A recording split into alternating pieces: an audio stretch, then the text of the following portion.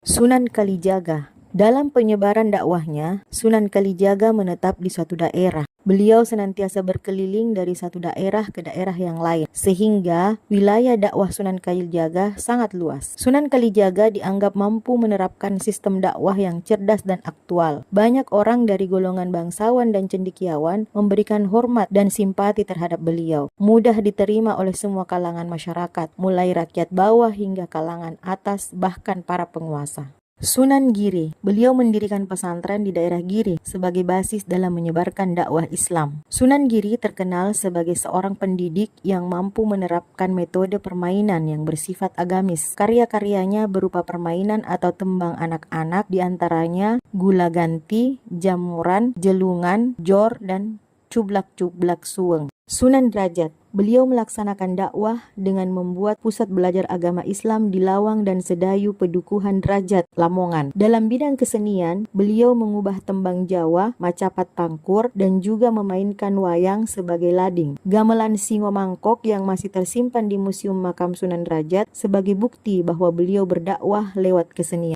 Sunan Kudus, beliau melaksanakan dakwah menggunakan pendekatan budaya. Beliau juga memainkan peran budaya. Beliau juga memainkan peran sebagai sosok pujangga yang menciptakan berbagai lagu dan cerita keagamaan. Sunan Muria, beliau berdakwah memiliki kekhasan dan keunikan tersendiri, yaitu menjadikan desa-desa terpencil sebagai medan dakwah Islamnya. Sunan Muria dikenal sebagai wali yang lebih gemar menyendiri, bertempat tinggal di desa terpencil, dan bergaul dengan rakyat kebanyakan. Sunan Muria memberikan pengajaran kepada masyarakat di sekitar Gunung Muria dengan mengadakan kursus-kursus bagi para pedagang, nelayan, ataupun masyarakat kecil lainnya.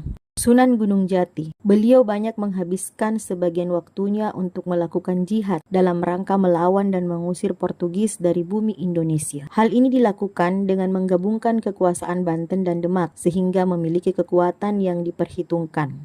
Peran Wali Sanga terhadap peradaban Indonesia. Dakwah Islam pada masa awal lebih bertumpu pada usaha secara perorangan. Namun, ketika mereka telah berhasil masuk ke pemangku kebijakan atau kerajaan Islam sangat berkembang pesat. Kemajuan dakwah di Indonesia cukup besar. Hal ini disebabkan para adipati atau raja mereka masuk Islam, sehingga penyebaran Islam yang dilakukan oleh para pedagang pada masa berikutnya dilanjutkan oleh para penguasa dan para wali sebagai penasehat dalam pemerintahan. Dalam bidang pendidikan, seluruh ulama penyebar Islam di Indonesia dan juga para wali sanga menjadikan masjid atau pesantren sebagai pusat dakwahnya. Mereka mendidik dan mengajari tentang agama Islam dan bidang lainnya, seperti bidang seni arsitektur, seni budaya, bidang kebudayaan, dan adat istiadat.